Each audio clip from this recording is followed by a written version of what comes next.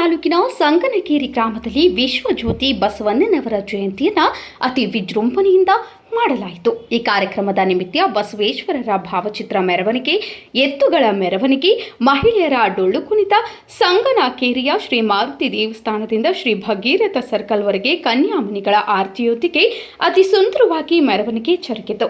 ಸಂಗನಕೇರಿ ಗ್ರಾಮದ ಸಮಸ್ತ ಗುರು ಹಿರಿಯರು, ಸಾರ್ವಜನಿಕರು, ಮಹಿಳೆಯರು ಭಾಗವಹಿಸಿ ಮಹಾಪ್ರಸಾದವನ್ನು ಸ್ವೀಕರಿಸಿ ಎಲ್ಲ ಕಾರ್ಯಗಳಲ್ಲಿ ಭಾಗವಹಿಸಿ ಕಾರ್ಯಕ್ರಮವನ್ನು ಯಶಸ್ವಿಗೊಳಿಸಿದರು.